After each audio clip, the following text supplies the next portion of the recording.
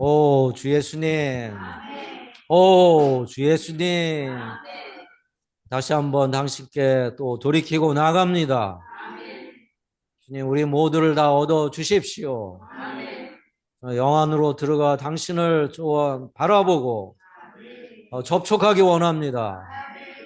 우리에게 합당한 시야를 주시고 또 빛을 비춰 주심으로 볼 수 있게 하여 주시고 또 우리의 귀를 열어 주셔서 합당하게 듣게 하여 주십시오. 말씀을 해방케 하시고 해방된 말씀이 우리 존재 안에 새겨지게 하여 주십시오. 주님, 집회를 축복하여 주십시오.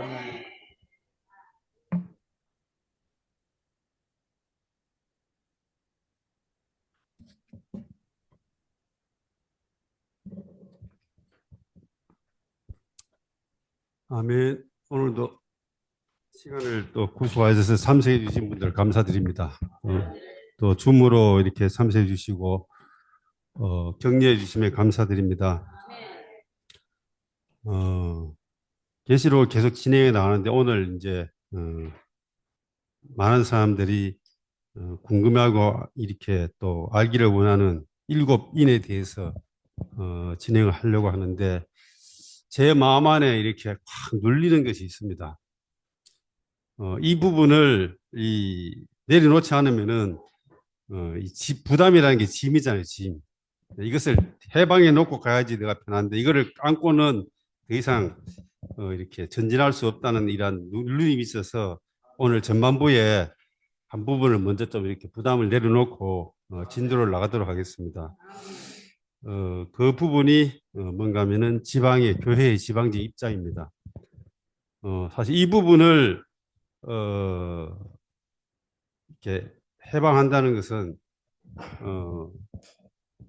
일반적인 그리스도를 위한 메시지는 아닙니다. 이 부분은 주님이 내 교회를 건축하리라 그 다음에 하신 말씀이 음부의 권세가 이기지 못한다. 이 메시지는 음부의 권세를 건드리는 것입니다. 근데 어저께부터 이 부분의 부담을 가지고 이걸 어떻게 해방할 것인가를 고려하고 있는데 해야 되겠다 결정하는데 어저께 제가 저녁에 좀 시간이 나서 자전거를 타다가 넘어져 갖고 이 모서리 뼈가 여기에 보도블록에 그 모서리 거기에 받쳤어요. 그래갖고 어저께는 저녁에 잠을 자는데 돌아 누지도 못하고 난 이 영치에 부러진 줄 알았어요. 그런데 다행히 그런 것이 아니어서 이제 괜찮은데 갑자기 오늘 퇴근하려고 하는데 먹은 것 없는데 갑자기 배탈이 났어요. 먹은 것 없는데. 그리고는 이렇게 화장실 두 번 갔습니다. 희한한 게 먹어야지 탈이 나는데 먹은 게 없거든요. 정신 먹고. 그런데 이것이 뭔가 하면은 대적이 싫어하기 때문에 그래요. 기대하시기 바랍니다. 잘못하면은 또 집회하다 갈 수도 있습니다. 그러니까 주님이 이 부분을 지켜주시고 또 한 방면에서는 우리 윤영재님이 분명히 이 자리에 있어야 되는데 오늘 또 이 자리에 없고 그러나 또 한 방면에서는 이 메시지는 우리만을 위한 것이 아니고 유튜브에 남아 있습니다. 그리고 이것은 계속적으로 주님이 계속적으로 말씀하실 겁니다. 예전에 제가 이 3지역에서 50필수 과정을 한번 했죠. 그죠? 오래됐거든요. 올려놨는데 한참 있다가 캐나다에서 캐나다에서 이 책을 구할 수 있냐고. 네. 그러니까 이 역사는 주님의 역사는 어떻게 갈지 모르는 겁니다. 우리가 지금 이렇게 하지만 왕국에 들어갈 때에 우리도 모르는 사람들이 와서 반갑다고 아마 인사할 거예요. 네. 주님은 살아계신 분이기 때문에 예전에는 사람과 사람을 통해서 말씀하였지만 지금은 주님이 현재적인 많은 것들을 통해서 그분이 어떻게 역사할지 우리는 모릅니다. 다만 우리는 신실하게 그분의 말씀을 해방하고 주님이 이러한 말씀을 통해서 단 한 명이라도 추구하는 자가 이러한 것을 보고 빛을 받아서 정말 교회 안에 들어올 수 있다면 그것으로 충분하지 않겠습니까? 아멘. 두 사람 친구가 아침에 공원을 산책하고 있었어요. 그런데 한 사람은 이 곤충학자입니다. 한 사람은 장사하는 사업가예요. 이 두 사람이 이 공원을 산책하고 있는데, 아침 산책하고 있는데, 이 곤충학자가 친구야, 친구야. 저 소리 들리니? 뭐? 저기 끄뜨람 소리 안 들려? 끄뜨람 소리. 그 다음에 저기 이 뭐 여치 소리 이런 소리가 막 자꾸 들린다고 이야기하는 게 이 친구한테. 근데 이 사업가가 아니 난 안 들리는데. 난 안 들리는데. 그런데 저 멀리서 공원에서 누가 주문해서 동전가에다 동전을 떨어뜨렸어요. 동전 소리가 땅거랑 하고 나니까 이 사람이 즉시 어디서 돈 떨어진 소리 나지? 예.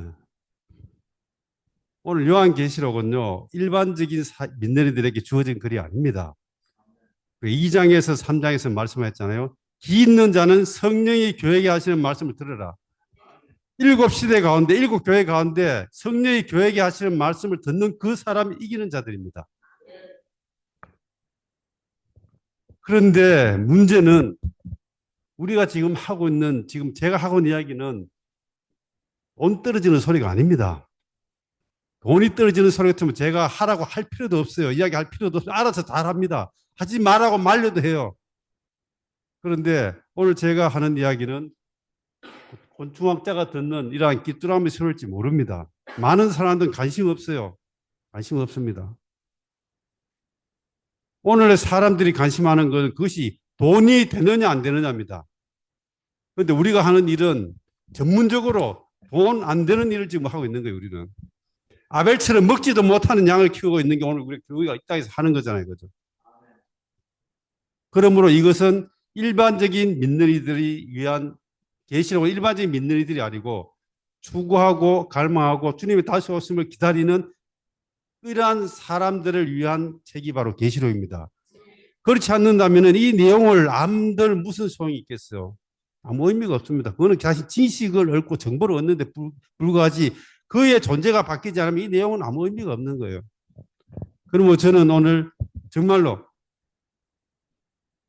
여기 있는 분들은 물론이지만은 앞으로 잠재적으로 이 말을 들을 사람들을 위해서 제가 지금 이야기하는 겁니다. 이 세상은 세 부류의 사람이 있어요.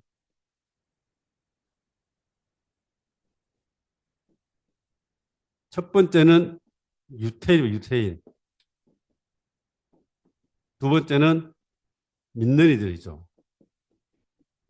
세 번째는 안 믿는 이들. 유태인은 하나님의 선택된 백성입니다. 민낯이들은 주님을 교회 시대 가운데 주님을 영접한 사람들이죠. 안 믿는 이들은 말 그대로 복음을 듣지 못했지 들어도 무시했든지 어쨌든 간에 그런 사람들이에요. 우리가 유대인은 될 수 없어요. 그죠? 그러니까 유대인들은 믿음의 민낯이가 될 수 있습니다. 안 믿는 이들은 민낯이가 될 수 있어요. 왜? 지금 은혜의 시대이기 때문에. 유태인들도 가능하면은 주님을 영접해서 이렇게 들어와야 됩니다. 안 믿는 사람은 당연하죠. 빨리 열차를 갈아타야 돼요. 불못으로 가는 불못행이라는 이 열차 앞에 있는 이거를 타고 가고 있는 거예요, 지금. 이 민낯이들이 가는 게 여기는 바로 새 예루살렘으로 가는 표시가 있는 기차를 타고 가고 있는데 이거는 서로 반대로 가고 있는 거예요. 어느 순간에 만나서 우리는 민낯이들, 안 믿는 사람들은 이 기차를 빨리 갈아타야 됩니다. 안 그렇다면 어떻게 돼요? 거의 인생은 불못에 가는 것이죠. 그러므로 우리가 자꾸 사람들을 복음을 전해서 사람들을 자꾸 얻으려고 하는 것은 이러한 사람들을 이 길로 바꾸려고 하는 겁니다. 이거 우리가 다른 목적이 없죠. 자, 그러면 이제 이 민낯이들, 우리는 유태인도 아니고 안 믿는 이도 아니고 민낯이들입니다. 이 민낯이들도 마찬가지로 두 가지로 갈라집니다.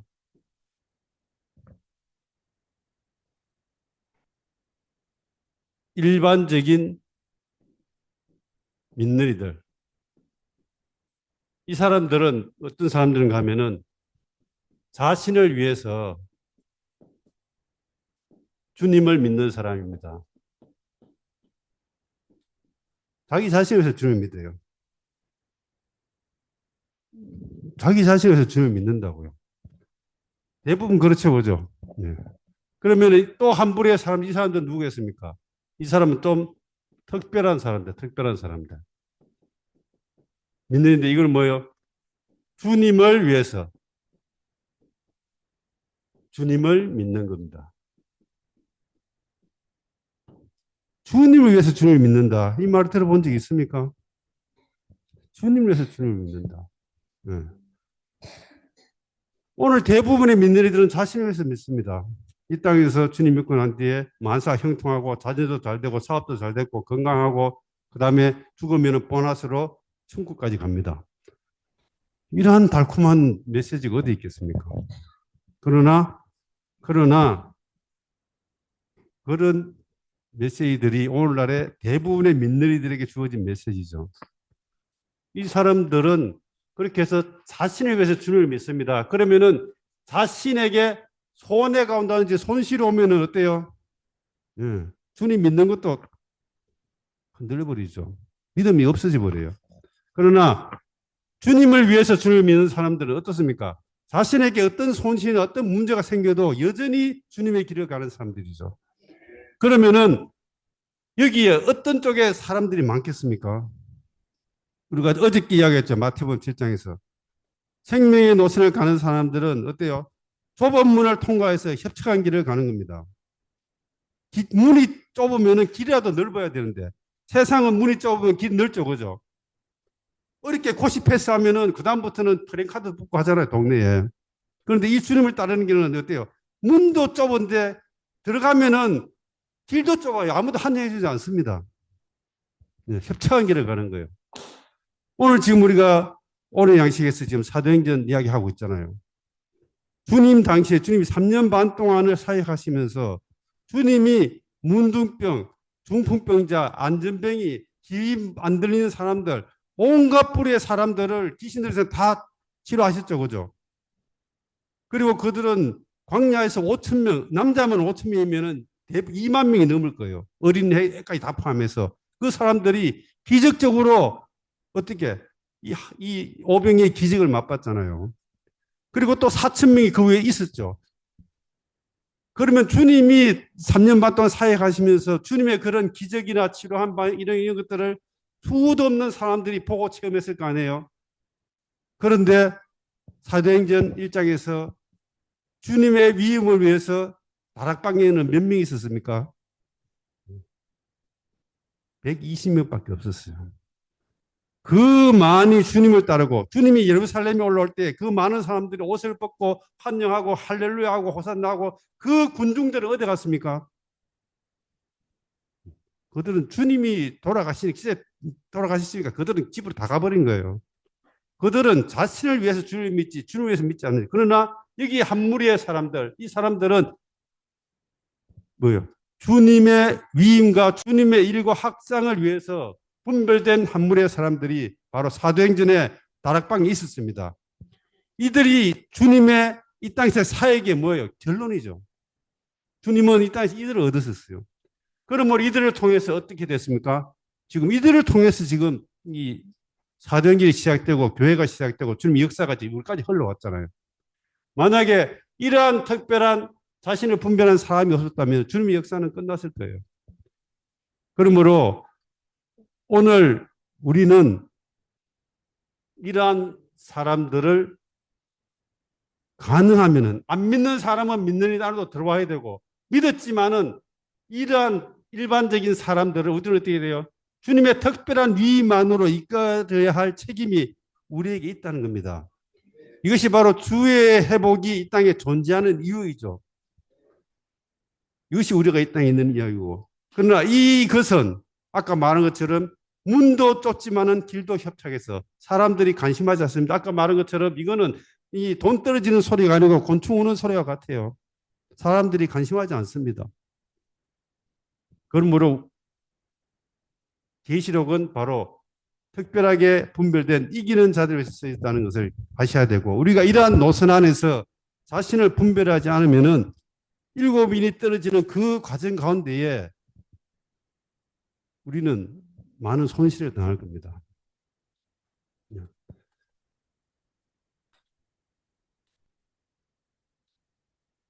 워치만님이 말씀하셨습니다. 성경이 우리의 유일무이한 표준이다. 성경이 우리의 유일무이한 표준입니다. 우리는 성경에 있으면 해야 되고 하지 말하면 안 해야 됩니다. 그것이 성경의 기본적인 것이죠. 제가 오늘 이 첫 번째 부담은 바로 교회의 지방 입장인데 여기에 세 부분의 이 파트를 제가 뽑아놨는데 이게 제가 주의 회복안에 들어오기 전에 제가 고민한 내용들이 바로 이겁니다. 저는 주님을 믿고 난 뒤에 주님을 사랑해서 주님을 사랑하니까 주님이 말씀 성경을 당연히 사랑하겠죠. 성경을 봤습니다. 그런데 알았죠. 구약은 예표이고 신약은 실제입니다. 그러면은 구약에 있었던 이러한 이스라엘의 역사가 신약의 우리의 교회 생활에 어딘가는 그것이 적용이 돼야 돼요. 그런데 내가 구약의 성경을 보면서 앞에 나오는 이러한 내용들을 봤는데 아무리 내가 생각을 해도 내가 현재 생활하고 있는 교회 생활하고는 앞뒤가 맞지 않는 겁니다. 그것이 내 큰 고민이었어요. 이걸 맞출까? 이 고민이었습니다. 다른 사람들은 이런 고민한 사람들 제가 만나보지 못했어요. 이런 고민을 가지고 사람들이 물어봅니다. 물어보면 뭐예요? 그 돈도 안 되는 그런 걸 뭘 심각하게 생각해. 그거 한다면 뭐 돈이 생겨 떡이 생겨. 그죠?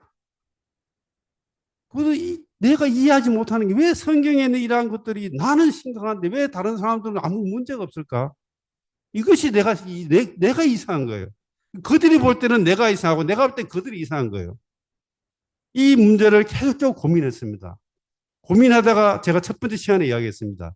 교회의 정통 그거 하나 볼 순간에 그 여기에 있는 모든 문제가 해결이 한 번 해결돼 버렸어요. 그리고는 이러한 종류의 이야기들을 제가 목양하고 만나는 사람마다 계속적으로 반복해서 이야기했죠. 그러나 그들은 그렇네, 예, 그렇습니다, 그렇군요. 끝이에요. 그것이 끝이에요. 정말로 우리가 주님을 사랑하고 주님을 섬긴다면은 그분의 말씀을 지켜야 되잖아요. 이거요. 액션이 나와야 되잖아요. 액션이. 행동이 안 나오는 건 그건 믿음이 아닙니다. 그거는 그냥 지식으로 깨닫고 이해한 거예요. 오늘 대부분의 일반적인 그 루틴이 상태가 그렇습니다. 성경에 있거나 말거나 별 상관없어요. 있어도 그만이고 없어도 그만입니다. 그들에게 있어서는 성경이 이렇게 두꺼울 필요도 없습니다. 사복음서 있었는데 그것도 필요도 없어요. 그냥 한 몇 장만 있으면 됩니다. 그러면 왜 성경이 이렇게 두껍게 이렇게 우리에게 주어져 있어요? 필요 없다면은 그 정도 낮은 종류의 복음이라고요.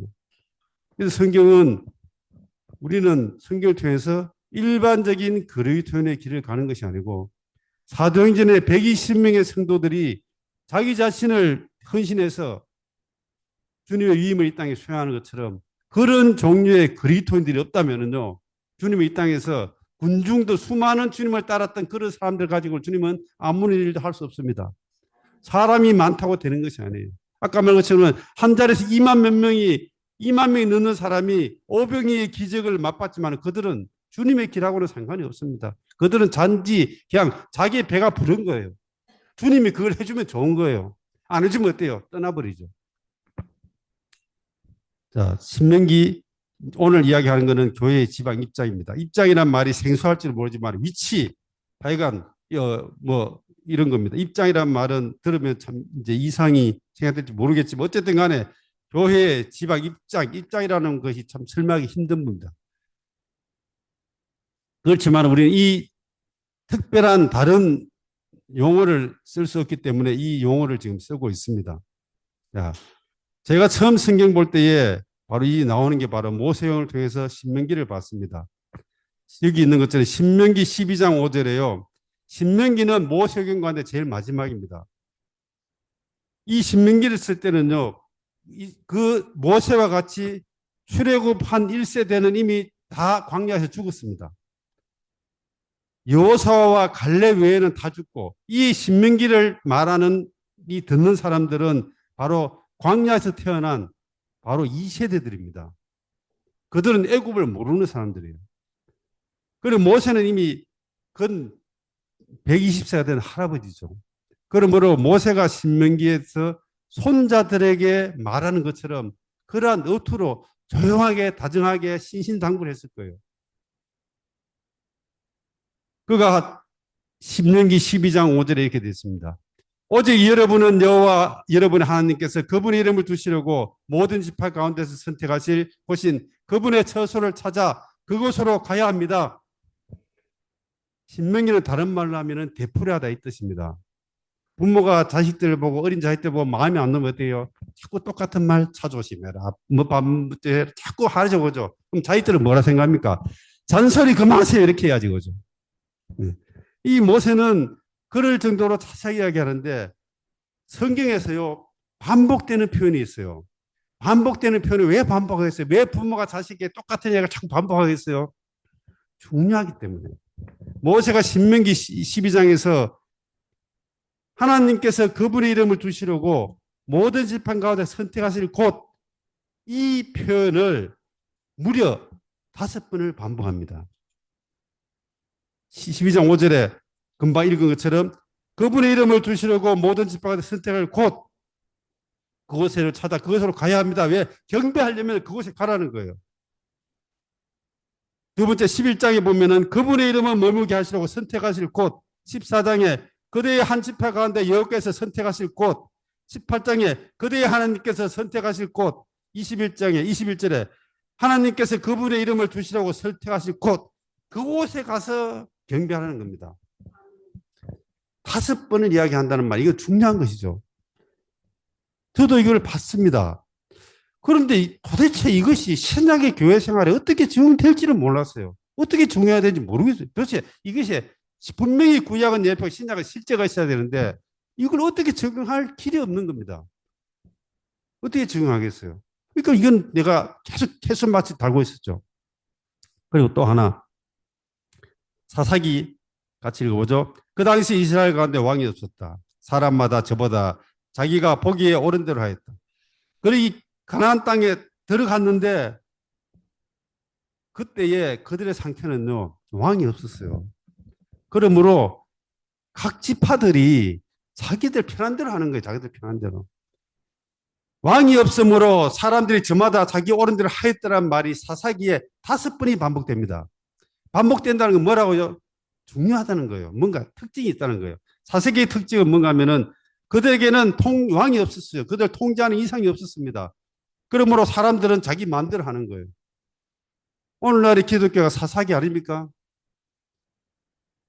사사기죠, 그죠? 각자 통제하는 이상이 없습니다. 왕이 없어요. 그러므로 자기 소견에 좋은 대로 하는 거. 어떤 사람은 정치하는 데 가서 쫓아다니고, 어떤 사람은 상사하는 데 쫓아다니고, 온갖 한번 보세요. 사사기가 그대로 여기 있잖아요. 세 번째, 왕상 3장 2절에 그때까지 여호와의 이름을 위한 집이 아직 건축되지 않았기 때문에 백성은 산당에서 희생제물을 드렸다. 자, 하나님이 그분의 이름을 두려고 한 곳이 바로 예루살렘의 하나님의 집인 성전이죠. 그러나 성전이 건축되기 전에는 이스라엘 백성은 경배를 해야 될 거 아니에요, 그죠? 그렇기 때문에 그들이 편리를 위해서 어디에 집 가까운 데 산당을 지었어요, 산당을. 그러나 이때는 하나님이 여기서 용납하셨어요. 왜냐하면은 아직도 성전이 여기 있는 거죠. 성전이 건축되지 않았기 때문에 산당에서 희생을 드려요. 이 사무엘도 산당에 가서 들었잖아요. 그죠? 사무엘도 산당에 가서 들었어요. 그리고 솔로몬도 집을 건축하기 전에는 산당에 갔습니다. 집이 건축되기 전이기 때문에 하나님이 그걸 용인했어요. 그런데 문제는 하나님의 집이 건축됐습니다. 그러면 어떻게 돼요? 산당은 끝나야 되잖아요. 그런데 이 역대상 1학기 상하 보면은 똑같은 말이 계속 반복됩니다. 첫 번째 말이 뭐였어요? 여로보암의 길을 쫓았더라. 또 하나는 산당은 없애지 아니고 산당은 없애지 않았더라. 이 두 말이 계속적으로 반복이 나옵니다. 이 반복된다는 말은 중요하기 때문에 그래요. 이 산당은 제거돼야 됩니다. 왜? 성전이 건축되었기 때문에.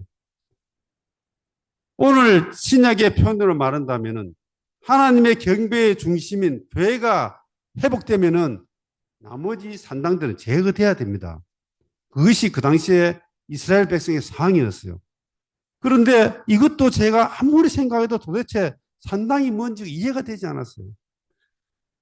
그 다음에 왕상 22장 8절에 보면은 왕은 국내 끝에 금송아지 둘을 만들었다. 이게 바로 여로보암의 이야기입니다. 그가 말하죠. 여러분이 예루살렘까지 올라가는 것은 너무 번거로운 일입니다. 그렇기 때문에 금송아지 2마리를 만들어 갖고는 하나는 베들에 두고 하나는 단에 두었습니다. 그리고 그는 산당을 짓고 내 자손이 아닌 백성한테 제가 임명하였습니다. 여로보암이 한 일이에요. 왜 그랬습니까? 그 당시에는 솔로몬이 지은 성전이 예루살렘에 있었거든요. 근데 왜 그가 단과 베델에 우상을 갖다 놓고는 거기에 경배하라고 했습니까? 바로 또 다른 경배의 중심지를 세운 거예요. 이것은 다른 말로 하면 분열입니다. 그러므로 성경에서는 똑같은 말이 반복되는데 여로보암의 길을 쫓았다. 또 하나는 산당을 없애지 않았다. 주님의 뜻은 뭐예요? 그러면은 여로보암의 길을 쫓으면 안 되고 산당은 해파돼야 되죠, 그죠? 그런데 그렇게 하지 않았다는 거예요. 그런데 누가 이 산당을 해파했습니까? 네, 히스기야가 산당을 다 해파했죠. 해파했습니다. 이 부분들이 저가 여전히 이해되지 않는 부분이었어요. 도대체 이 산당이 도대체 뭔가 상당히 견디고 그들이 나쁜 짓 한 것도 아니고 하나님을 경배하는데 왜 이것이 하나님은 이렇게 하시는가? 여로보암은 그래도 좀 이해가 가는데 산당은 도대체 이해가 되지 않는 거예요. 두 번째 예표입니다. 바로 그들이 이스라엘 백성들이 포로 잡혀갔습니다. 그때 페르시아 왕 고레스가 말합니다. 여호와 하늘의 하나님께서 땅의 모든 왕국을 나에게 주시고 유다의 예루살렘에 그분을 위한 집을 건축하라고 나에게 명령하였다. 여기에 이때는 예루살렘 성전이 회파됐죠. 그러므로 하나님은 어떤 하나님이었어요? 원래 하나님은 하늘과 땅의 하나님이시잖아요. 그리고 이 땅에 성전이 회파되고 이 땅에 하나님의 간정이 없기 때문에 여기에서는 하나님 어떤 하나님? 하늘의 하나님입니다. 하늘과 땅의 하나님이 아니고 하늘의 하나님이에요. 왜? 그 땅에 거처가 없었거든요. 그리고 고레스가 유대인들에게 예루살렘에 가서 집을 건축하라 했습니다. 그들이 이미 바벨론에 포로 잡혀간 지가 70년이 지났어요. 70년이면 두 세대가 지났습니다. 이미 그들이 거기서 틀을 잡았겠죠. 그리고 그들 유대인들 가는 데마다 그들이 회당을 짓습니다. 그리고 그곳에서 하나님을 나한테 숨겼습니다. 그런데 느닷없이 70년이 차고 나니까는 돌아가라는 거예요. 바벨론은 바로 우상의 땅이죠. 그러면은 내가 여기 있는 형제자매들이 그 당시에 바벨론에 살았으면은 형경제 바벨론에서 여전히 살아야 되겠어요? 예루살렘 와야 되겠어요? 네, 예루살렘 와야 되죠. 네, 여기 물어보면 다 그렇게 해요. 그러나 막상 그 당시에 예루살렘 그럼 다 왔습니까? 사람들이 생각했어요. 꼭 우리가 왜 별나게 거기 가야 되느냐? 여기도 우리가 회당 있고 여기도 영적인 사회 솔로몬도 솔로몬이 아니고 다니엘과 그 세 친구도 그 여지 거기 있었어요. 오늘 많은 사람이 이야기해요. 그것만 주님의 집이냐? 여기에도 우리가 얼마나 주님을 사랑하는 사람이 많은데 여기 뛰어난 사람도 많습니다. 그러나 그러한 것이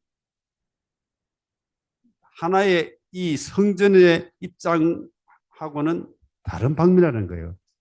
그건 그거고 이건 이겁니다. 그 시대에 내가 바벨론에서 포로 잡혀 있었으면은 어떤 사람이 이기는 자입니까? 바벨론에서 여전히 신실하게 하나님을 섬기고 최선을 다해서 사는 사람이겠어요? 아니면은 그 상황을 내려놓고 어쨌든 간에 아브라함이 온 길을 되돌아오는 거예요. 유프라테스 강을 건너서 다시 가나안 땅으로 돌아오는 그 길이 쉬운 길이 아닙니다.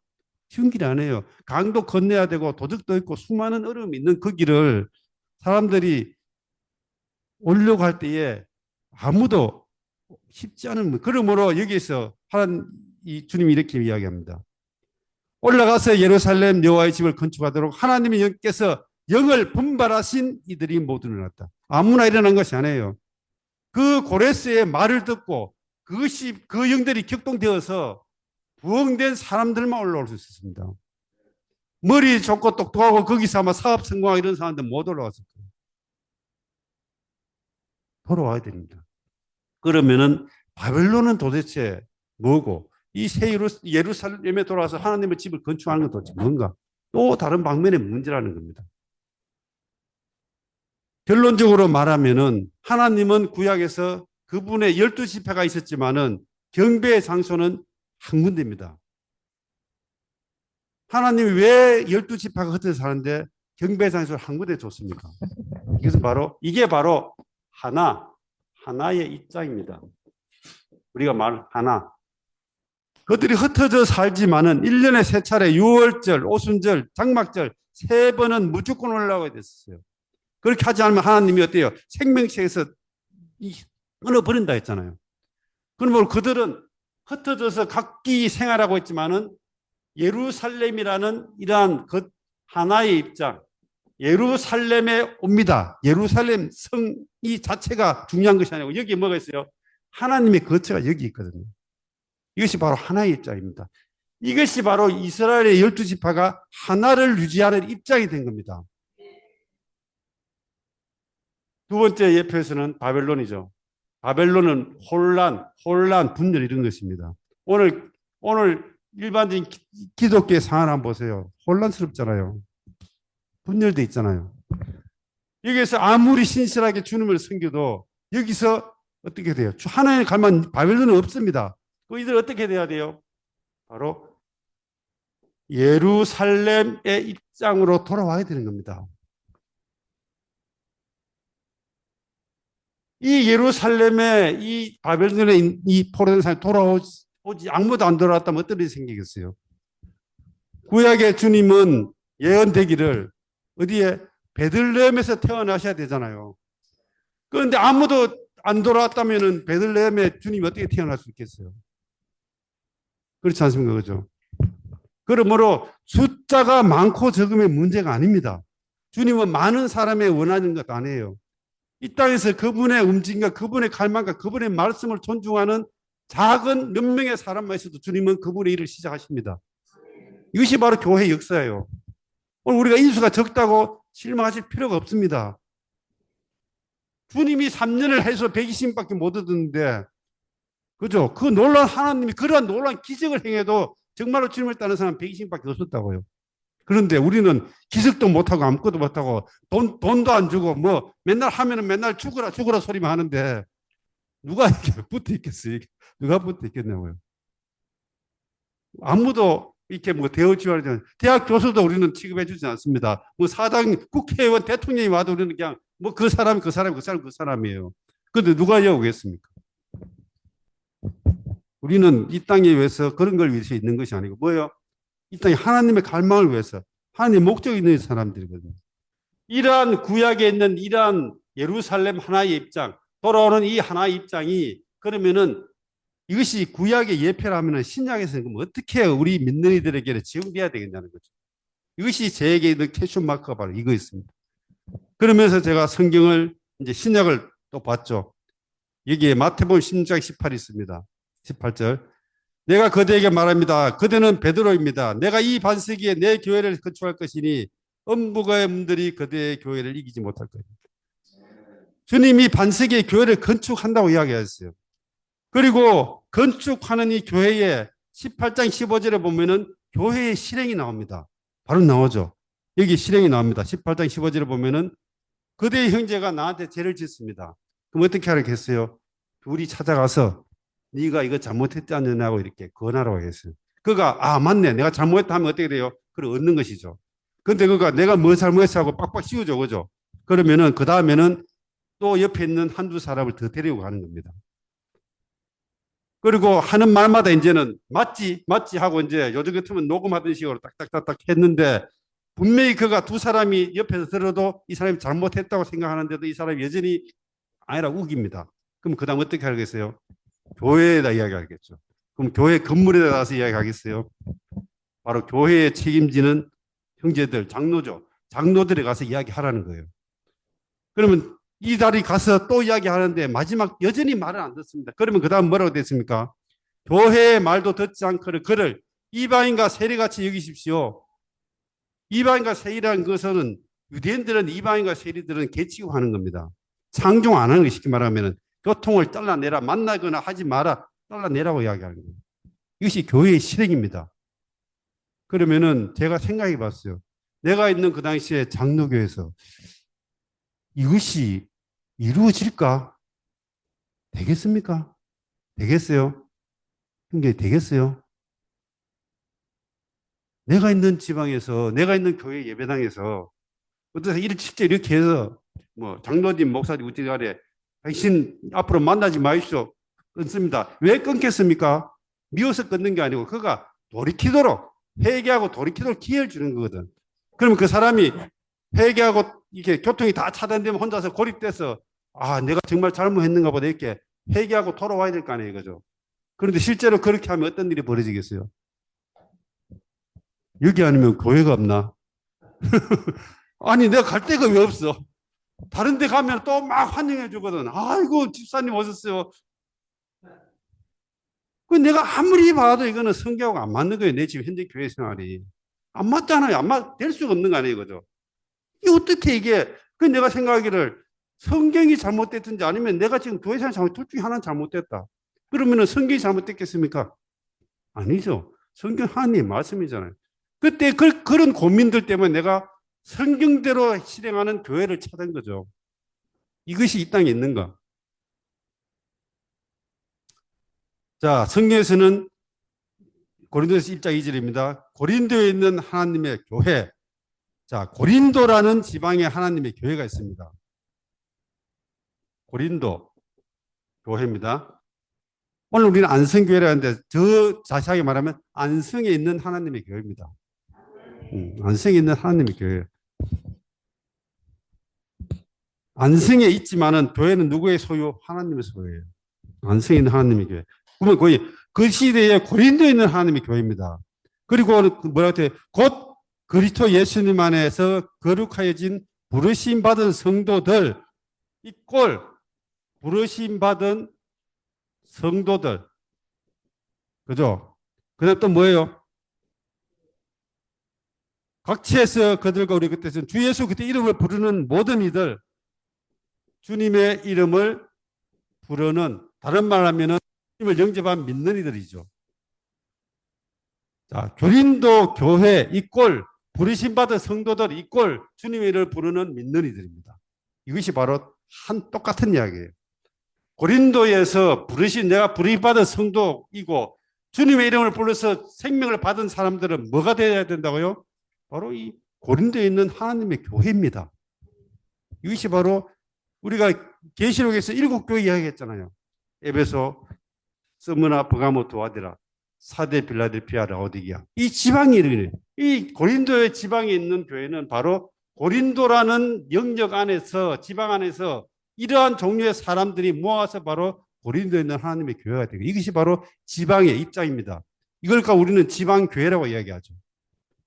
그러나 지방교회가 그렇게 좋은 표현은 아닙니다. 어쨌든 간에 다른 용도가 없기 때문에 우리는 지방에 있는 교회라고 이야기하는 거예요. 이것이 바로 지방의 입장입니다. 그러면은 한번 보세요. 한 지방, 고린도라는 한 지방에 한 교회가 있는 겁니다. 한 지방에 한 교회가 있으면 어떤 일이 생기겠습니까? 바로 우리가 읽은 마태복음 18장의 이 이야기가 이제는 실현되기 시작합니다. 한 지방이 한 교회이기 때문에 그 교회에서 치료를 받아서 쫓겨나면은 그는 다른 지방으로 이사 가든지 아니면 그 지방 안에서는 교통이 끝나는 거예요. 그렇잖아요. 그죠?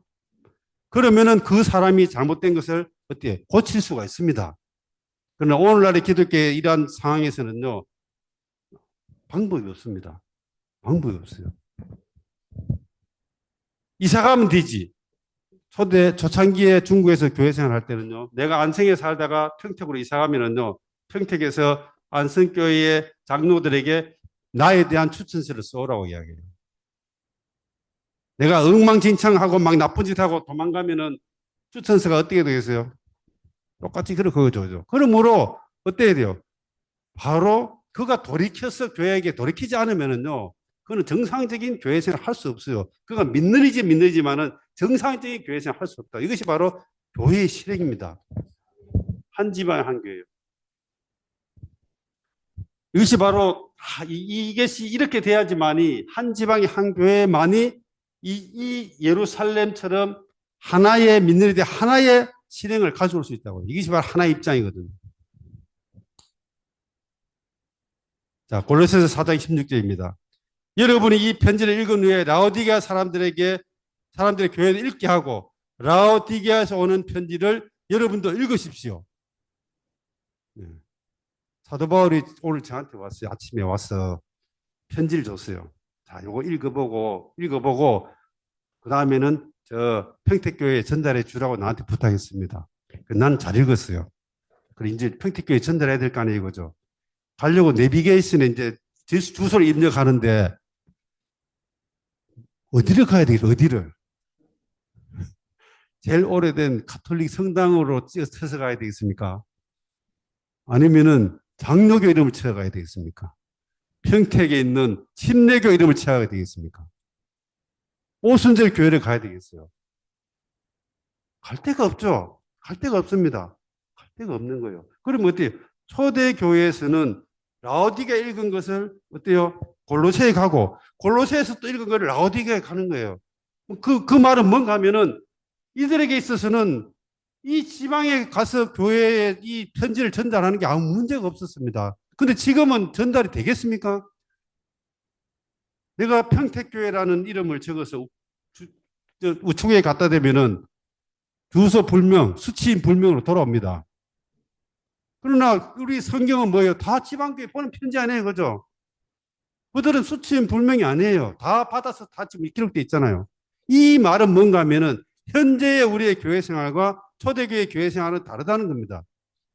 그러면 초대교회의 이러한 실행이 틀렸습니까? 현재가 틀렸습니까? 지금이 틀린 것이죠. 우리는 초대교회로 돌아가야 됩니다. 이것이 바로 주의 회복이죠. 자, 마지막 한 가지만 이야기합니다. 디모데후서 1장 5절입니다. 내가 그들을 크레타에 남겨둔 이유는 내가 시작하고 끝내지 못한 일을 마무리하고 내가 지시한 대로 뭐요? 각 도시의 장로들을 세우라. 결론적 이야기입니다. 자, 각 도시에 뭘 한다고요? 장로들을 세워라. 이바 디모데전서 1장 5절. 자, 그 다음에 사도행전 14장 24절입니다. 그리고 그들은 각 교회의 장로들을 선택하여 세우고. 사도행전에서 뭐예요? 각 교회에 뭘 한다고요? 장로들을 세운다. 자, A 이꼴 B. 그 다음에 또 뭐예요? C 이꼴 B면은 결론은 뭐라고요? A 이꼴 C잖아, 이거죠? 한번 보세요. 각 도시의 장로들을 세우고 각 교회의 장로들을 세우면 장로들을 세우는 건 똑같으니까 뭐예요? 각 도시 이꼴은 각 교회입니다. 그렇잖아요. 이것이 다르다면은 현재처럼 이렇게 되어 있다면은 안성에 사도 바울이 왔는데 누굴 장로를 세워? 누구를 어디 가서 장로를 세울 거예요? 못 세우잖아요, 그죠? 못 세우죠. 이건 좀 그렇죠. 심리가 세울 거예요, 장로가 세울 거예요. 어디 가서 세울 거냐고요. 사도 바울이 현재에 와서 보면 기절할 겁니다. 그 시대는 그렇지 않았습니다. 그러므로 각 도시에 각 교회가 있었습니다. 이것이 바로 우리가 말하는 지방의 입장이고 이것이 바로 교회의 초대교회, 교회의 실행이었습니다. 그럼 왜 이렇게 해야 되는가? 아까 말한 것처럼 구약에 있는 백성들이 흩어져 있는 이들이 예루살렘이라는 하나 입장에 돌아와서 하나를 유지한 것처럼 한 지방에 한 교회가 있어야만이 그 지방에 있는 교회들이 하나의 행정 안에서 하나의 민들들의 공동체 생활이 가능하다는 거예요. 이것이 아니면은 정상적인 교회 생활은 불가능합니다. 이것이 바로 우리가 지향하는 교회 생활입니다. 이것이 우리 가운데에 일반적인 민들이들은 이런 내용들을 들을 때에 별로 느낌들이 없어요. 맞는 건 맞네. 거기 그렇죠. 그렇지만 그들은 어때요? 생활이나 행동은 변화가 없어요. 여전히 그들 그렇게 생활합니다. 마치 고레스가 바벨론을 가서 성전을 건축하라 했는데 성전을 건축하러 갔는데 여기 있는 사람들은 여전히 그냥 거기서 자기들 생활하고 있는 것 똑같아요. 그런 사람들이 하나님의 목적을 이루어내겠습니까? 오늘 여기 있는 얼마 되지 않지만은 우리는 다 이러한 이상을 보고 교회 생활에 들어왔고 이러한 이상을 보고 지금 주님이 기록하고 있죠. 그러므로 주님의 갈망은 대다수의 민들이들이나 대다수의 민들이들의 단체에 있는 것이 아닙니다. 우리는 결코 기죽을 필요가 없습니다. 다락방에 120명의 이 사람들이 똑똑한 사람들이겠어요? 다 대부분 갈릴리 어부 출신들이고 보면 아마 볼만했을 거예요. 뛰어나고 똑똑한 사람들 거기 없었습니다. 그렇지만은 주님은 그들을 통해서 온 땅을 지금 복음화 시켰잖아요. 그럼 우리 이런 방면에 있어서 우리의 입장이 분명해야 됩니다. 주눅들 필요가 없습니다. 우리는 지금 이 종류, 이런 종류의 일을 하고 있고, 이러한 종류의 이 교회 생활이 다음에 나오는 주님의 계시록 안에서 주님의 갈망을 이루는 사람들이 여기에서 나오게 되는 것이죠. 예, 오늘 이 부분은 여기서 마치고 이제 좀 진도를 빨리 나가서 일곱 일에 대해서 이야기하겠습니다. 메시지 6번입니다.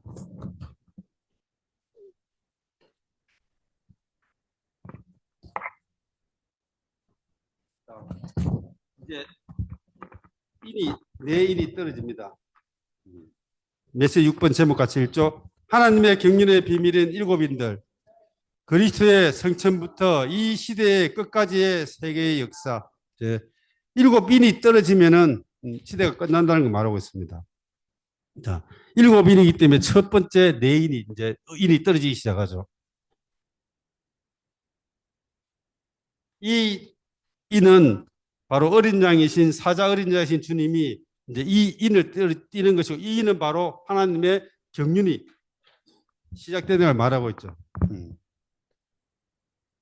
자, 로마서 1번 같이 읽어보죠. 처음 내 인은 그분의 성천부터 그리스도께서 돌아오실까지의 새 역사를 구성하는 사두경마.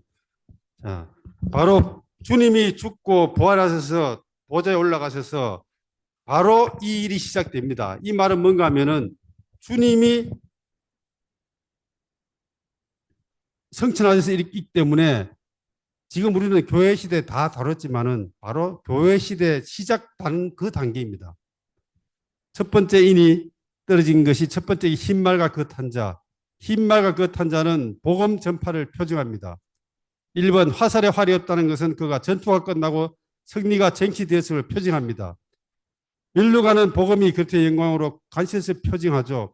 나가서 정복하면 복음이 그리스도와 함께 진행되어 모든 종류의 반대와 공격을 정복하고 있음을 표징합니다.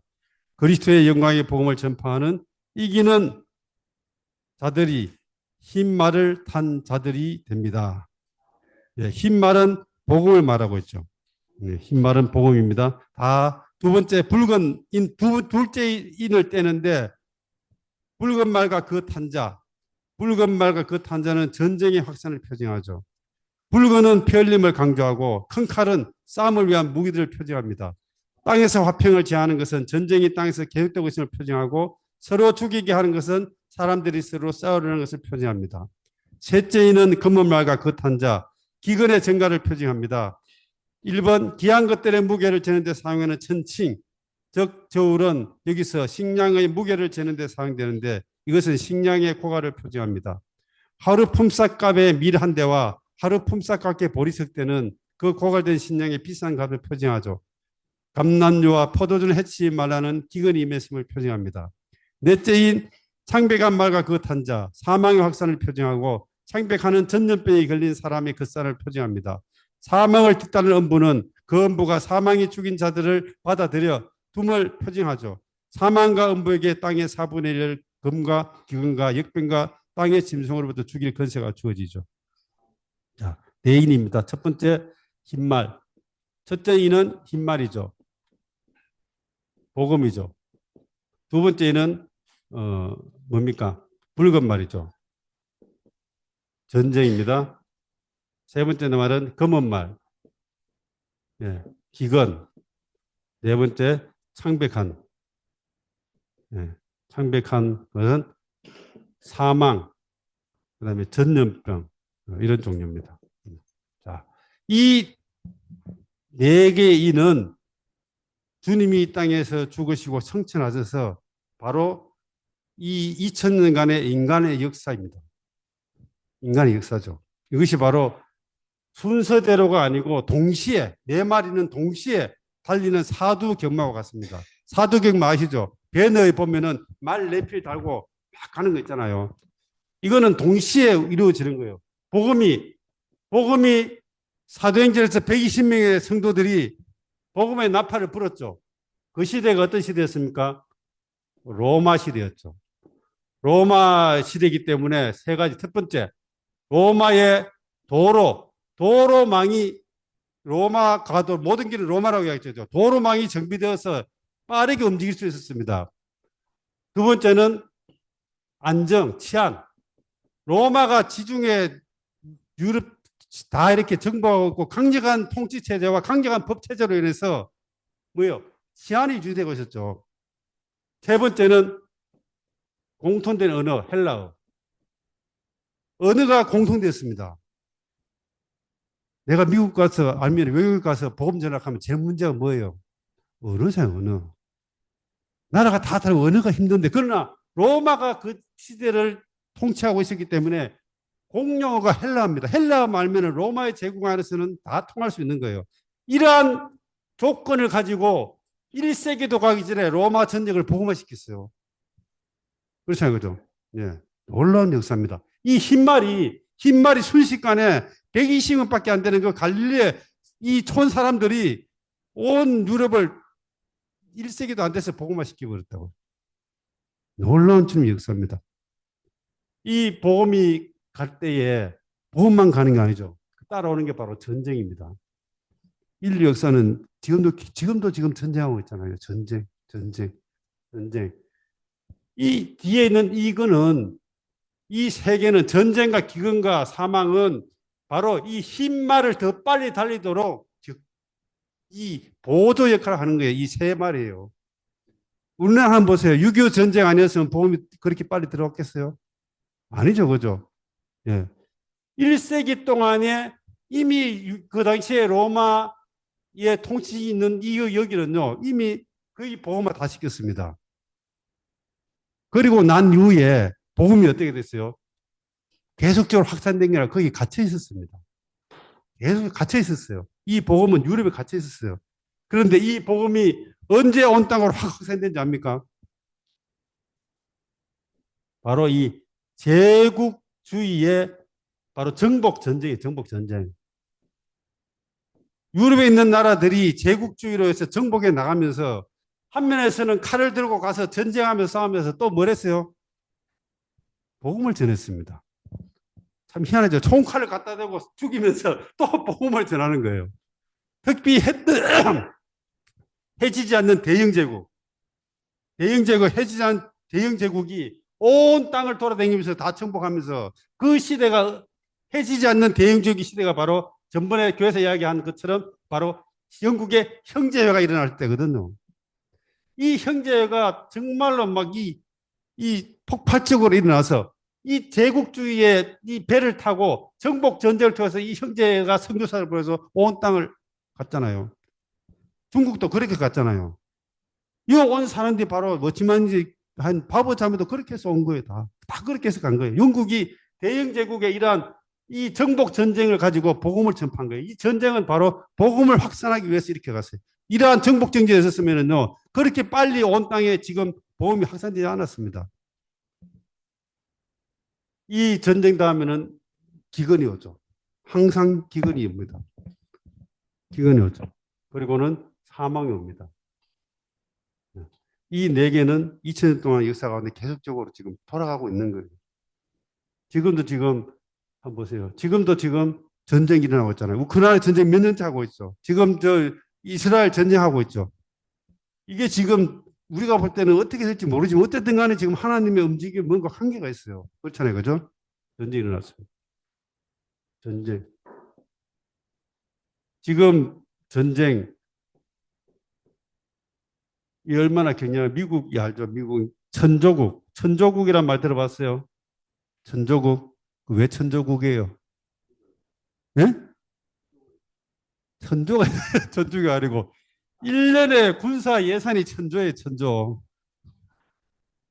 우리나라 전체 1년보다 미국에서 군사비로 쓰는 게 더 많다고 해요. 천조. 그게 천조국이에요. 1년에 군사 예산을 천조를 쓰는데 미국의 군수회사들은 10년에 한 번 전쟁 안 나면 망합니다. 아시겠어요? 그러므로 전쟁이 끝이 안 나요. 이들을 천조 예산가 이들을 먹이 살리면은 이거 만든 거 써야 될 거 아니에요. 어디 가서 쓰겠어요? 공주에 쏘겠습니까? 10년 주기로 전쟁이 일어나는 걸 보면 알아, 지금. 무슨 터집을 잡아서라지 전쟁 일으킨다고요. 전쟁. 그러니까 바로 이 전쟁이 끝났다는 게 바로 그거예요. 그렇습니다.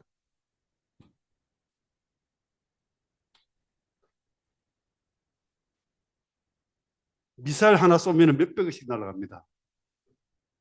그거 안 쏘고 가만 놔두면 무기에서는 굶어 죽죠. 안 그래, 이거죠. 굶어 죽습니다. 그러므로 전쟁이 계속 일어나는 거예요. 그리고 이러한 전쟁들은 다 복음을 위해서 있습니다. 그거는 주연은 복음이고 나머지는 다 그냥 조연, 조연. 조연 중에는 악역도 있고 선한 것도 있어요. 악역은 전쟁하면서 죽이는 것이고 선한 건 뭐예요? 선교사들 가서 또 복음을 주는 거예요. 병 주고 약 주고 하는 거예요. 그때든 간에 복음이 전파되는 것이죠. 자, 로마서 2번 순교한 성도들의 부르짖음과 그에 대한 하나님의 명장. 자, 다섯째 인이 띕니다. 다섯째 인, 제단 아래 있는 혼들이 부르짖습니다. 뭐라고 부르짖는가 하면은 낙원에서 원수각기를 기다리는 순교자들의 기도입니다. 자, 여기에서 다섯째 인이 떼니까 요한이 보니까 제단 아래 있는 혼들이 부르짖습니다. 제단이 어디 있습니까? 성막에 보면은 제단은 입구에 있죠. 그리고 이 제단에서 죽인 피들은 어때요? 제단 밑에 뿌리죠. 이 제단 밑에 땅 속에 뿌려진 것이 바로 이게 뭐예요? 바로 땅 안에 낙원에 있는 성도들입니다. 낙원에 있는 성도들. 땅 아래 있어요. 이들이 이 제단에서 있는 이들은 어떤 사람들인가 하면 바로 순교자들. 순교자입니다. 첫 번째 순교자가 누구라고요? 아벨부터 계속적으로 많은 선지자들 뿐만 아니고 7교회 시대 가운데에 매 시대마다 순교자들이 있었죠. 그죠? 이 사람들은 지금 제단 아래서 낙원에서 기다리면서 이들이 우리의 원수를 깎아 돌라고 지금 부르짖고 있는 거예요.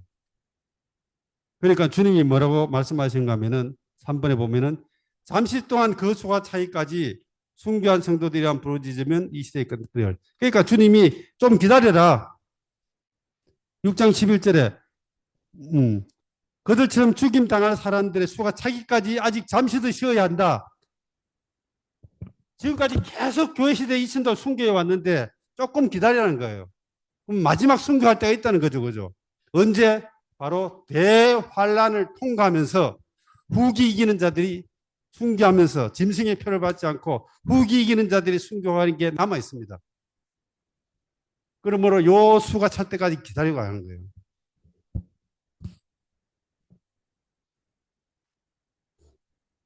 그리고는 이제 말 그대로 여섯째 인이 떨어집니다.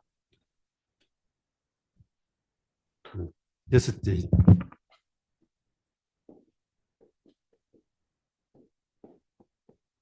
여섯째 인은 네 가지로 분리되죠.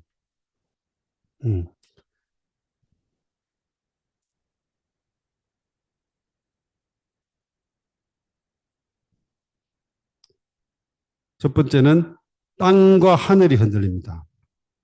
땅, 하늘이 막 흔들려요.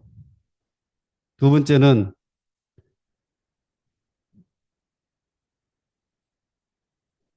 잠깐만요. 6장 12절이죠. 여째 볼 때 지진이 났죠. 예. 첫 번째는 지진이 나고 두 번째는 해와 검은 틀로 짠 자루옷 같이 검어졌고 세 번째 달 전체가 폐화지 되었고 또 하늘의 별들이 땅에 떨어졌고 이것은 마치 무화과 나무가 열매들이 떨어진 것 같고 그 다음에 하늘은 두루마리처럼 없어졌고 모든 산과 섬은 제자리에서 벗어나서 옮겨졌습니다. 지진 심하게 나면은요 땅이 움직이잖아요. 이런 초자연적인 재난들이 여섯째 인에서 일어납니다.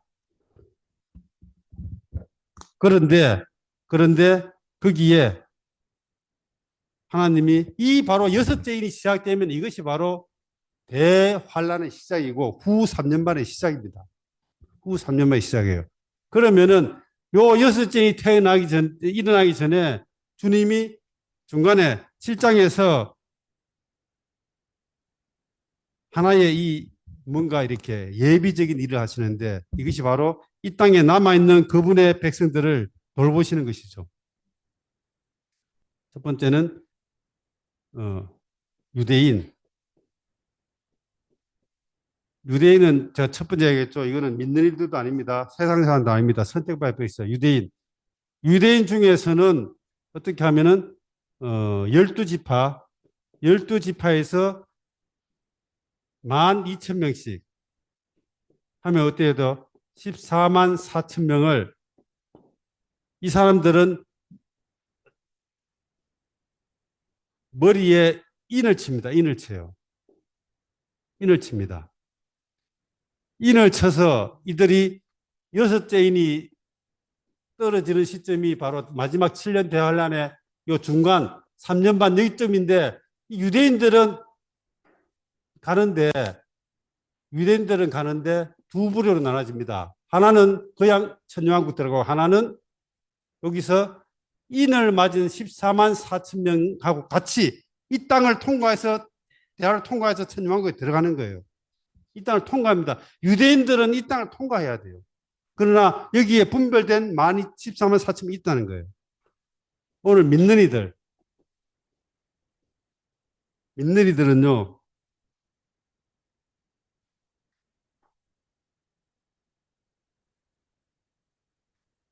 7절 9절에 보면은 이 유대인들을 이렇게 인을 치고 난 후에 7절 9절에 보면은 이 일을 이순에 또 보니 아무도 그 수를 셀 수 없는데 큰 무리가 각 민족과 각 모든 지파와 백성과 어느 어뢰에서 나와 흰 곳을 입고 손에 야자나무 열매를 들고 보좌 앞에 어린 양 앞에 서서 자 이들은 보좌 앞에 성교사가 천주왕국에 들어가죠. 그러나 믿는 이들의 한 무리는 어때요? 휴거돼서 보좌로 올라갑니다.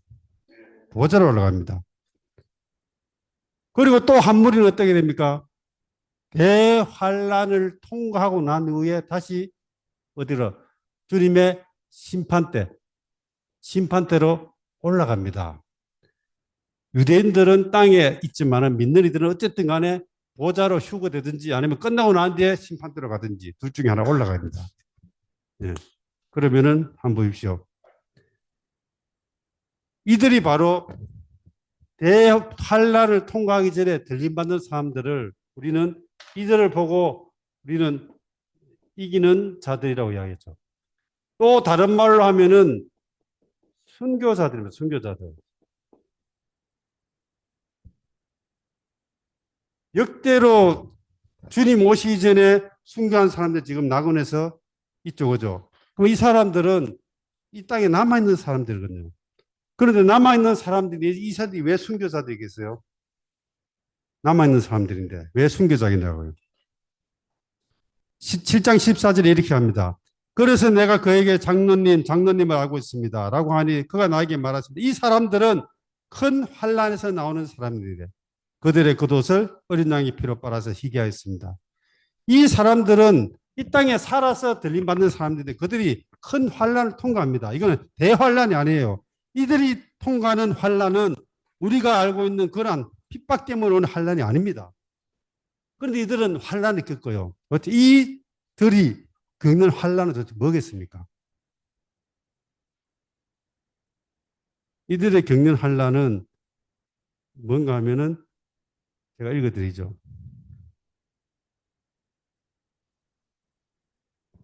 사도 바울이 갈라디아서 4장 19절에 이렇게 이야기했죠. 나의 자녀인 여러분 속에 그리스도의 형상이 이루어지기까지 나는 다시 여러분을 위하여 해산의 진통을 겪습니다.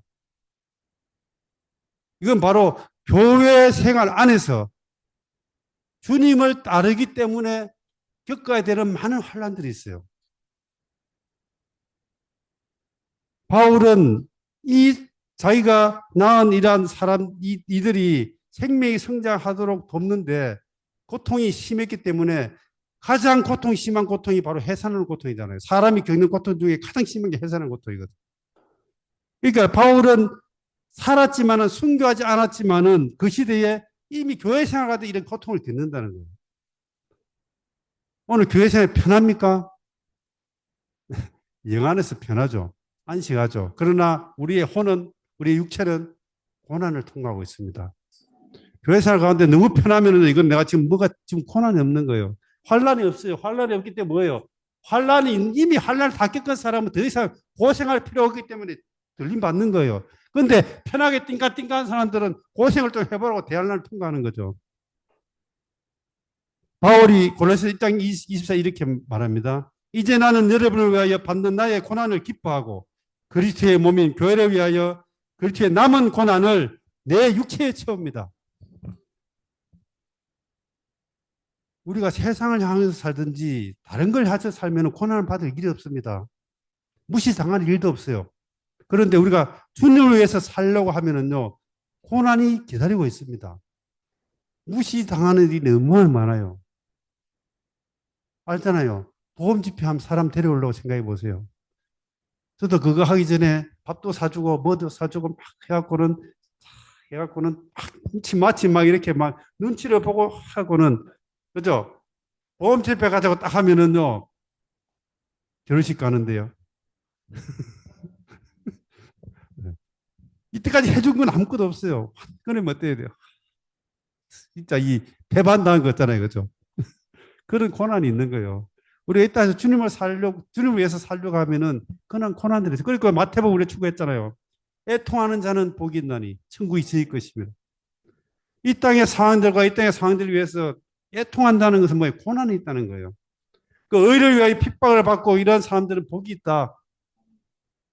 천국이 내게 보상으로 줄 것이다. 이 땅에서 고난을 받으면은 왕국, 천년왕국이 이렇게 보상으로 옵니다. 그런데 이러한 것이 없으면 어때요? 우리는 대환란을 통과할 겁니다. 그러므로 우리는 교회 생활을 하면서 주님 때문에, 주님을 섬기는 것 때문에 기꺼이 어때요? 고난의 길을 택하는 것이죠. 고난의 길을 택하는 겁니다. 역대로 주님께 쓰임 받은 사람이 능력이 없어서 그렇게 시사에 산 것이 아니에요.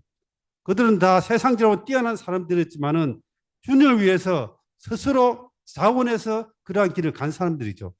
이 사람들을 실제로 순교하지 않았지만은 이들은 순교의 삶을 산 거예요. 순교자가 되는 것이 어느 날 갑자기 칼이 맞아서 순교자가 되는 게 아닙니다. 순교자가 되는 것은 순교자의 삶을 살아야만이 순교자가 되는 거예요. 내가 내 마음대로 살았는데 어느 날 갑자기 순교할 수 있다고 생각합니까?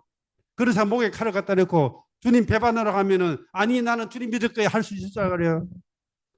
평상시에 순교자의 삶을 안 산 사람은요, 순교할 순간이 되면 도망가 버립니다. 정말입니다. 그러므로 사도행전에 나오는 120명의 정인은 다른 말로 하면 순교자입니다. 똑같은 단어예요. 정인이 순교자입니다.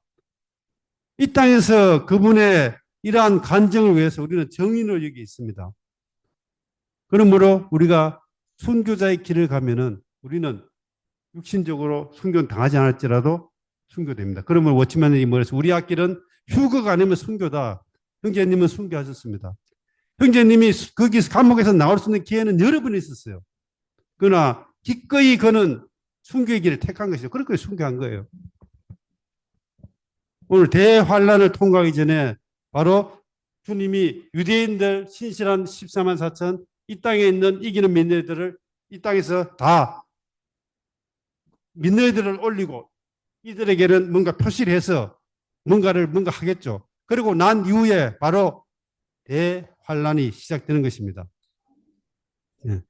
그리고는 계시록 이제는 8장 1절에서 어린 양께서 7째 봉인을 뗐을 때 마지막 봉인입니다. 하늘이 반 시간 동안 고요했습니다. 고요했어요.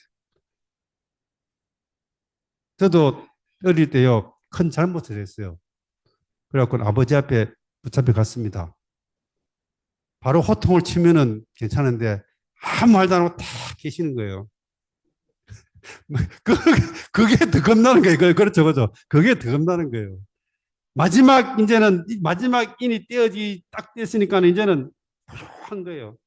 적막함, 그죠? 예. 그 무시무시한 그 공포가 이제 시작되는 것이죠. 그리고는 8장 5절에 천사께서 향료를 가지시고 제단의 불을 가득히 채워서 여기에 여기 다른 천사는 바로 그리스도이신데 이분이 바로 금향료를 가지세요. 금향료는 바로 기도죠. 예, 이들이 바로 성도들의 기도를 가지고 역대로 이 순교한 이러한 사람들의 많은 기도와 이 땅에서 애통함으로 스스로 바울처럼 고난의 길을 간 많은 그리스도인들이 그들의 정말 이 눈물 어린 기도가 있을 거 아니에요, 이거죠. 이러한 기도를 금황단에 들어서 제단에 불을 담아서 어디를 던진다고 땅에 집어 던집니다. 그러니까는 천둥과 음성과 번개와 지진이 일어났습니다. 이것이 바로 우리가 말한 대환란입니다. 후 3년 반이 이렇게 해서 시작되는 것이고 오늘은 일곱 잉 떨어지는 곳까지 교통하고 마치겠습니다. 다음에 이제 일곱 나팔이 나오겠죠. 네, 아멘. 주님을 찬양합니다.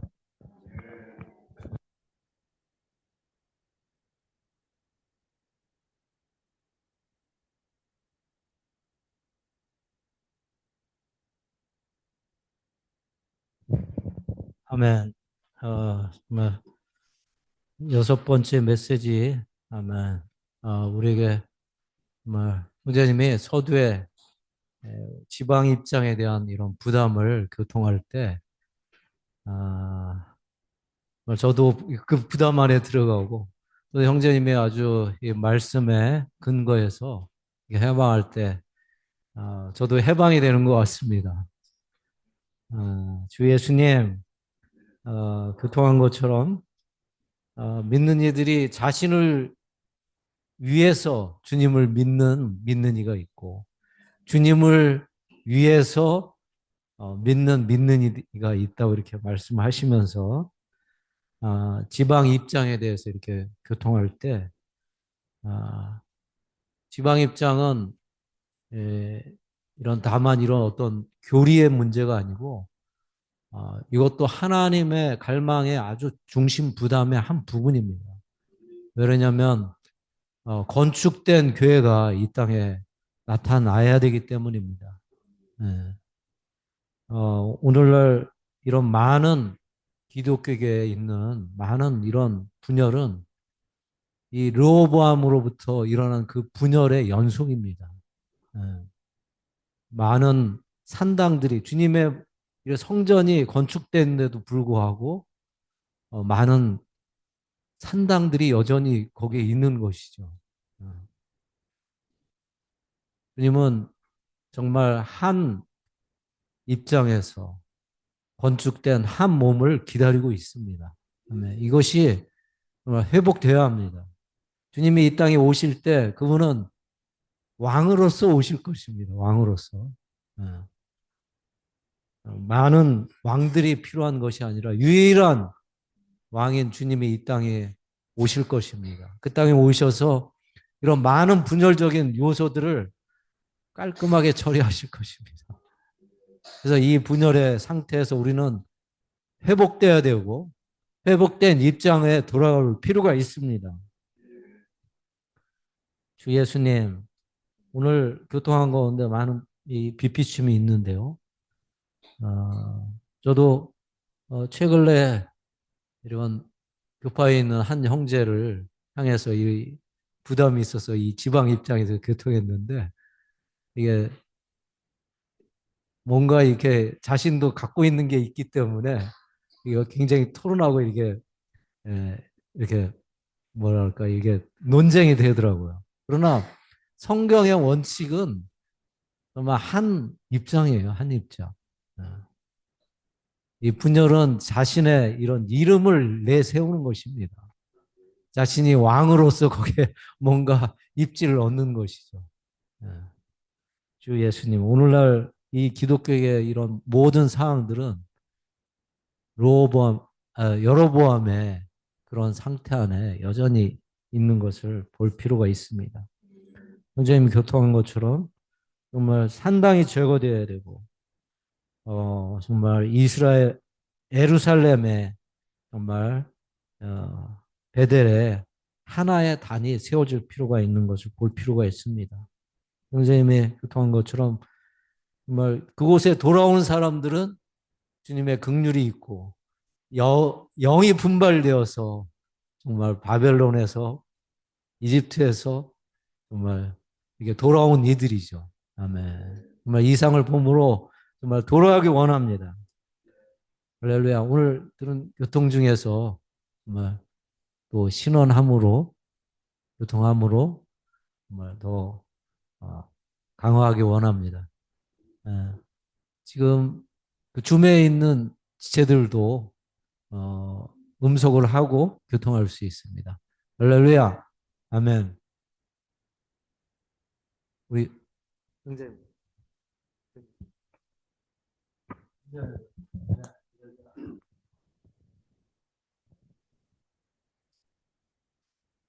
주 예수님, 주 예수님, 지방 입장. 우리는 당연히 지방 입장이 있었고, 지방 입장에 대한 분명히 입장을 보고 왔습니다. 영을 분발시킨 이들이 모두 일어나서 왔습니다. 주 예수님, 영이 분발됐다고 하는 것은, 주 예수님, 이제 뭐, 물론 교포에서도 영이라고 하는 단어를 쓰고, 영이라고 하는 말을 많이 하지요. 요거는 어, 그거 다 그런데 담아가. 예. 그거 다 담아가. 오케이. 사실은 이 영이 분발된다고 하는 것은 뭐 괜히 성령을 받아라 이제 뭐 이렇게 흔히 하는 그런 그냥 무작정 성령이 아니라 이 영은 우리가 말씀을 읽을 때에 말씀으로부터 우리가 영이 분발돼야 하는 것이 분발인 것입니다. 주 예수님, 다 같은 또 성령을 말한다고 영을 누린다고 말하고 있어요. 그러나 성령이라고 하는 것은 그냥 뭉뚱그려서 그냥 그 성령이 아니라 우리는 이 시대에 우리 안에 분명히 사람 안으로 들어오신 영, 이 영이 분발됨으로 우리는 이렇게 돌아와서 건축하고 있습니다. 주 예수님, 영이 우리 안에 들어왔다고 하는 이렇게 막연하게 말하는 사람들 있지만 이렇게 확실하게 우리 안에서 움직이는 이 영을 우리는 받았기 때문에 여기에 들어와서 있습니다. 주 예수님, 천국 구원받는 길은 문도 좁고 또 들어가서 또 그 길을 가다 보면 길이라도 넓어야 되는데 길 역시 좁습니다. 처음부터 좁은 길을 가고 있는 것입니다. 그러니까는 여기는 문이 좁기 때문에 찾는 이도 적고 또 막상 들어와서도 이 길을 간다고 하면은 길이 좁기 때문에 좁은 길을 가기가 힘든 것이에요. 오늘날은 고속도로가 잘 닦여져서 차를 타고 부산까지 쉽게 갈 수 있지만은 옛날에 길이 좁고 어려웠을 때는 걸어 다녔을 그런 길이었습니다. 우리는 정말 참 걸어 다니는 길, 힘든 길, 고난의 길 이런 일을 가고 있습니다. 주 예수님, 또 정의는 순교자입니다. 우리는 날마다 주님을 위해서 순교하는 생활을 살아야지. 주 예수님, 우리가 자유분방하게 살다가 갑자기 순간이 돌아올 때 우리는 순교할 수 정말 없는 것입니다. 주 예수님, 날마다 순교하는 삶을 살아야 되고, 주 예수님, 나를 위해서 광야에서 떡을 얻어 먹는 그런 생활을 하지 말고 정말 120명이 주님을 위해서 기도한 것 같이 우리는 주님을 위해서 사는 믿는 이가 되어야 되겠습니다. 아멘.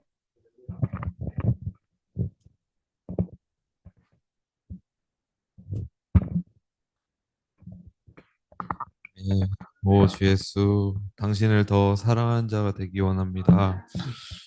아멘. 저를 비춰봤을 때 저도 저를 위해서 주님을 믿는 사람인 것 같습니다. 아직은 그런 것 같은데, 주님을 더 추구하고 이런 성경 말씀을 추구할 때 저에게 더 믿음이 강해져서 이게 이제 주님을 위해서 믿는 그런 자가 되기 원하고 아멘. 그리고 이제 우리가 바벨론에 있는 건데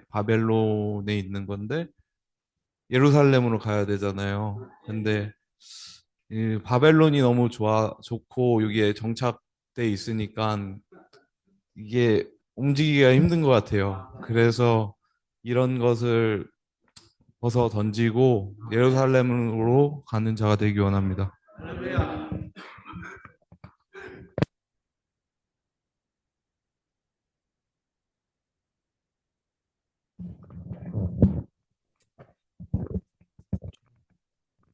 주님, 당신을 사랑합니다. 오늘 메시지를 통해서 느낀 것은 하나님께서 이렇게 이제 몸의 지체를 통해 하시는 이러한 말씀들을 우리는 받아들이고 순종하는 것을 훈련할 수 있기를 원합니다.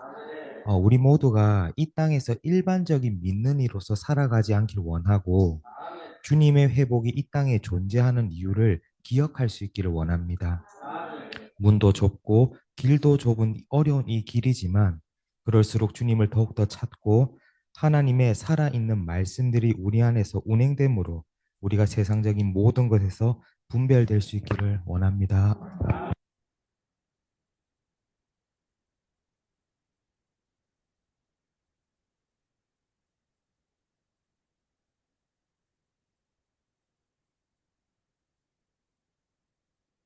주님 감사합니다. 그러니까 성령이 교회들에게 하시는 말씀을 들으라고 말씀하셨는데 또 이러한 말씀을 듣는 이치에 와 있게 하심을 또 감사합니다. 그러니까 세상에 세 부류의 사람, 유대인, 또 믿는 이, 믿지 않는 이가 있는데 믿지 않는 이들은 이렇게 그러니까 불못행 그 티켓에서 벗어나서 정말 믿는 이 안으로 돌아와야 할 필요가 있고 믿는 이라면 정말 이렇게 특별한 믿는 이로서 주님 앞에 발견될 필요가 있습니다.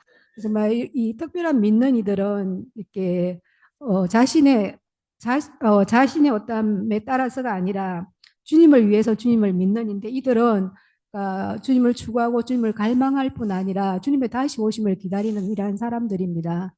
정말 우리는 이제 일반적인 믿는 이들이 자신을 위해서 이렇게 한 입장 위에 가지도 않고 또 그 산당에 머무르고 또 자기가 하고 보기에 좋은 옳은 대로 이렇게 하는 그 길에서 반드시 벗어나서 하나님께서 원하시는 하나의 입장으로 돌아와야 합니다.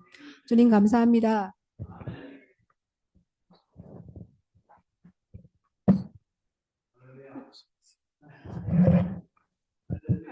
주 예수님, 정말 주님의 지혜와 계시욕이 더 필요합니다. 계시록을 통해서 말씀하실 때 하나님의 경륜을 이루시기 위해서 세계 역사를 통해서 말씀하고 계시는 것을 오늘 볼 수 있었습니다.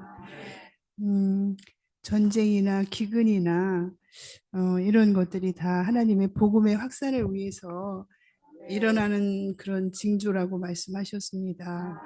정말 우리가 정말 특별한 믿는 이가 되기 위해서 우리가 더 영 안에서 깨어서 주님이 이렇게 하시는 말씀들을 더 깨닫기 원합니다. 주 예수님, 주 예수님, 너무나 이 말씀이 벅차서 주 예수님, 정말 우리가 영 안에서 정말 깨어있지 않으면 이러한 말씀들이 그냥 우리하고 상관없는 그런 말씀처럼 들릴지 모르지만 우리는 믿는 이로서 정말 우리에게 주어진 이런 말씀들이 너무나 귀하고 주 예수 더 깨어있기 원합니다.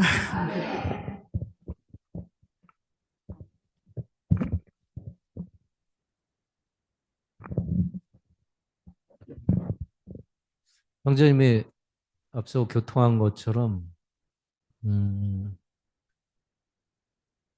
주님을 믿은 많은 사람들이 있었잖아요. 처음에 주님의 사복음서에서 이렇게 사역하실 때 그분을 쫓는 많은 사람은 있었죠. 그러나 정말 그분이 죽고 부활해서 정말 제자들에게 나타나셨는데 따르는 많은 사람들은 있었다는 거죠. 성전교통하자처럼 아마 수십만 명이 있었을 겁니다. 그분의 그런 이적들, 필요들을 채워주는 사람들, 또 소문도 많이 들었을 거고, 직접 보는 사람도 많았을 겁니다. 결국 120명만, 그죠? 그 중에서 120명 소수잖아요. 정말 소수입니다. 120명만 정말 주님을 위해서 그들이 주님과 함께 일을 했다는 것이죠. 오늘날의 상황도 똑같은 것 같아요. 이제 교통하기도 이기는 이들이 14만 4천이거든요. 거의 우리 회복력에 이렇게 보면 이상수 형제님이 이렇게 말씀하셨어요. 이건 상징적인 숫자다. 그러나 이렇게 말씀하시고 실제 숫자일 수 있다. 이렇게 말씀하셨거든요. 그만큼 적은 숫자가 이기는 이들이 적은 숫자라는 거죠. 선생님이 교통한 것처럼 주 회복이 많지 않잖아요. 그죠? 그렇지만 이길 수 있는 확률이 우리 주의 회복 안에 있다는 것이죠. 오늘날 우리가 이 시대, 현재 교회 생활 안에서 순교하는 생활을 살지 않는다면 그날에는 주님이 우리를 인정하지 않을 것입니다. 교회 생활이 추구할 때 우리는 뭐 이렇게 행복하고 재밌고 즐거운 교회 생활 이렇게 하잖아요. 물론 영안에서 우리가 즐겁고 행복해야 되지만, 그러나 실제적으로 우리의 겉에 있는 육신적인 거나 물질적인 것이나 혼적인 거는 고난 속에 있는 고난에 있는 생활이죠. 선생님이 이 바울의 그죠? 고린도전서에 있는 말씀을 통해서 말한 것처럼 해산하는 고통이 우리 안에 있지 않는다면, 그죠? 그날에 주님께 인정받지 못할 것입니다. 우리가 믿음 생활 안에 정말 그런 가치 있는 생활에 있는지 정말 점검할 필요가 있다고 생각이 됩니다. 우리에게 이런 깨어있는 말씀을 공급해 주시면 감사합니다. 할렐루야 세 번 외치고 집회를 마치도록 하겠습니다. 아멘. 할렐루야! 할렐루야! 할렐루야! 아멘.